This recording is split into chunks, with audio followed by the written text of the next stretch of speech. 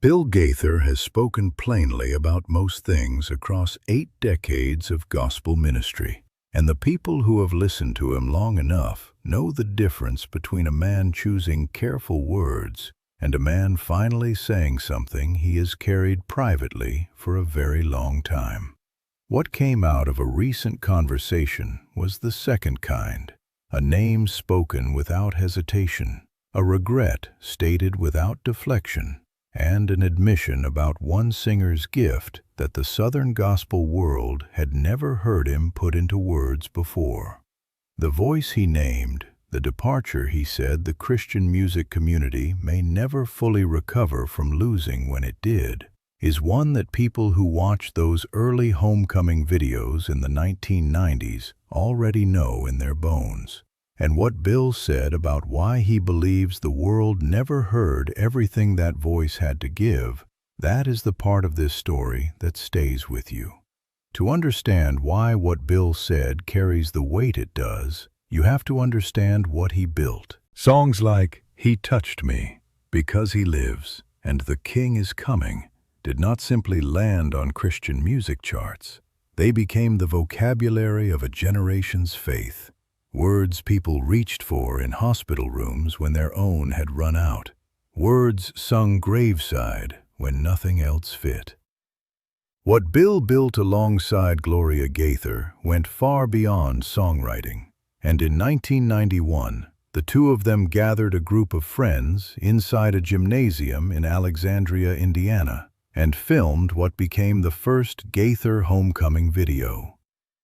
What started as a single nostalgic reunion grew into something nobody anticipated, eventually producing hundreds of videos watched by tens of millions of people, and standing today as one of the most enduring gospel music ministries ever assembled.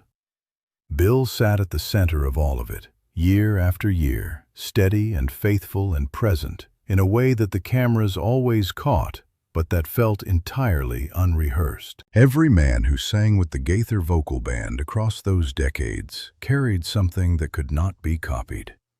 Gary McSpadden brought a depth and a quiet gravitas that anchored every room he walked into.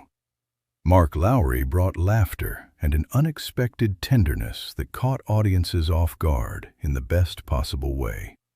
Guy Penrod carried a rugged, reverent quality to every lyric he touched, the kind of voice felt in the chest before the mind had fully processed what was being sung. David Phelps arrived with what many people still consider the most technically extraordinary tenor voice in gospel music, full stop. Wes Hampton brought a sincerity so natural it made a familiar song feel like something offered personally. And then there was Michael English, and that is where this story changes in a way that Bill Gaither has never publicly addressed until now. For millions of people who watched those early homecoming videos, the ones from 1991 and 1992, when something genuinely holy seemed to be getting captured on film, Michael English was the voice that stopped them where they sat. Not because of technical precision alone, and not simply because of range, but because of something harder to name and even harder to manufacture. When Michael sang, people who had not cried in years found themselves in tears, not from sadness, but from recognition, from hearing something completely true spoken into a part of them that had been waiting for exactly that. Bill Gaither recognized that gift the moment he encountered it, said so more than once in those early years, and yet by 1994, Michael English was gone from the Gaither Vocal Band, gone from Christian music, gone from every stage that had made him one of the most celebrated voices Southern gospel had ever produced. Michael grew up in North Carolina, the son of a minister, surrounded by gospel music before he was old enough to fully understand what music could do to people. Singing was simply what he was built for, the way other children took naturally to drawing or building things with their hands. Coming up through the Singing Americans, one of the great traditional Southern gospel quartets of the 1980s, Michael had drawn serious attention from the industry long before Bill Gaither fully understood what he was looking at. Joining the Gaither Vocal Band in 1985, what Bill gave him in those years was room, not just a slot in a quartet arrangement, and not just a part on a page, but genuine creative space to be exactly who he was as a singer. A man who could take a lyric the audience had heard 100 times and make it feel in that specific moment as though it had never been sung before by anyone, anywhere, for any reason. That first homecoming video changed everything for Michael English in ways that were close to overwhelming. The camera found him in that Alexandria gymnasium and simply refused to look elsewhere for long. Audiences watching at home understood immediately why, not because of anything he announced or projected, but because of what his face did when the music moved somewhere tender. You were not watching a performance, you were watching a man living entirely inside a song, and the distinction was impossible to miss. By 1993, Michael English had won 6 Dove Awards in a single year, 6 in one year, which by any measure in Christian music history borders on the unimaginable. A solo career was rising rapidly alongside his work with the Gaither Vocal Band, and crossover producers in Nashville had started paying serious attention to what that voice could do in a broader market. From the outside, his position at the center of the Gaither family looked like the most secure place a gospel artist could stand. None of that mattered, because in 1994, everything came apart. Michael English stepped away from Christian music following a personal moral failure, a situation that was painful, public, and that shook the gospel community in ways that lasted for years. He returned the Dove Awards. He stepped off every stage. The voice that had stopped people cold in living rooms across America went silent. And what most people have carried since is simply the fact that Michael fell. What far fewer have focused on is how Bill Gaither responded to that fall, and what Bill has chosen 30 years later to say about his own role in what followed. Bill did not distance himself from Michael's legacy in the years after 1994. Those early videos featuring Michael's voice kept circulating, kept reaching people, and Bill never pulled them. That choice said more than any press statement ever could have. When Michael's name came up in interviews across those years, Bill consistently spoke about him with what could only be called a father's grief. Not the grief of someone disappointed in an employee who failed to meet expectations, but the grief of someone who loved a person deeply and watched them go through something devastating without knowing how to reach them across the distance it had opened between them.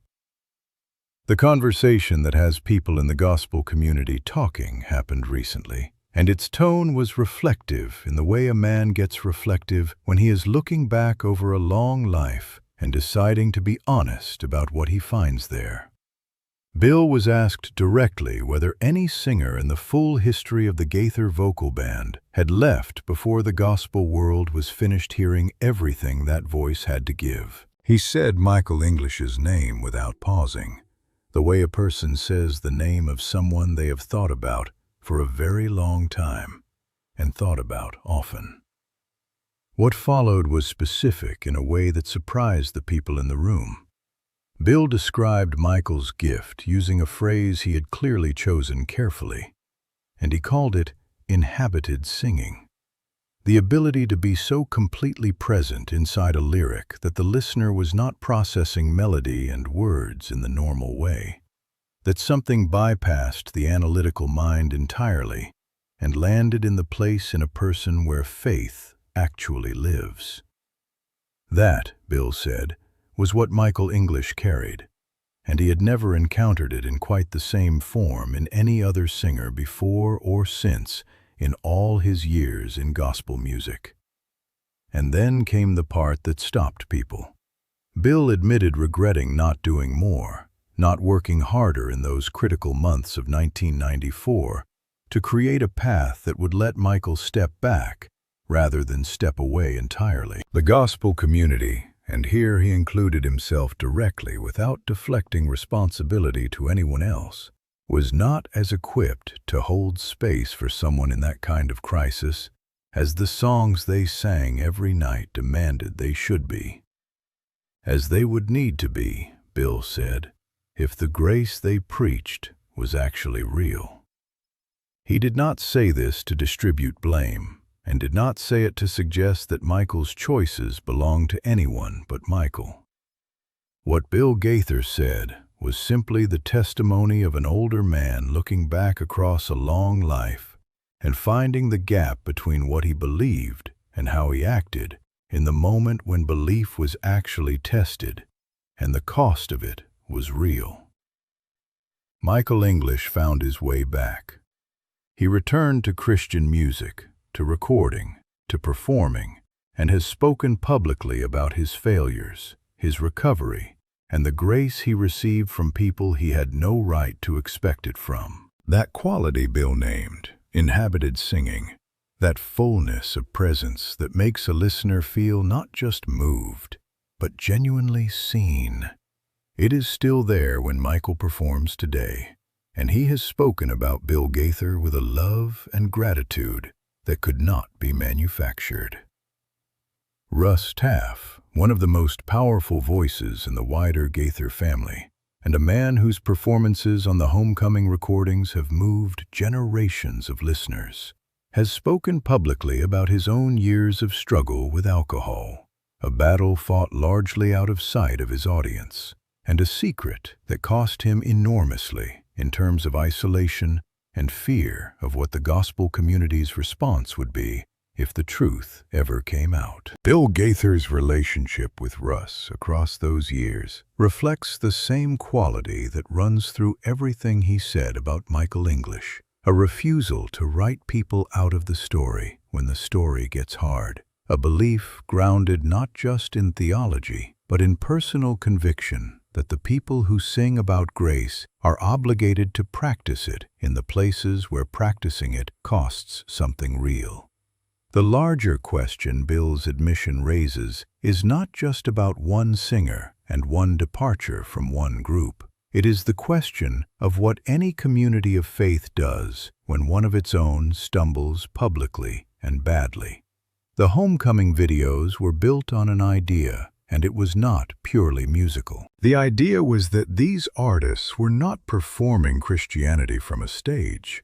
They were living it, and grace was supposed to be the operating principle of that living. Not grace as a lyric, not grace as a concept to be explained from a platform, but grace as a daily choice made toward real people in situations that are messy and costly, and do not resolve cleanly before the cameras stop rolling.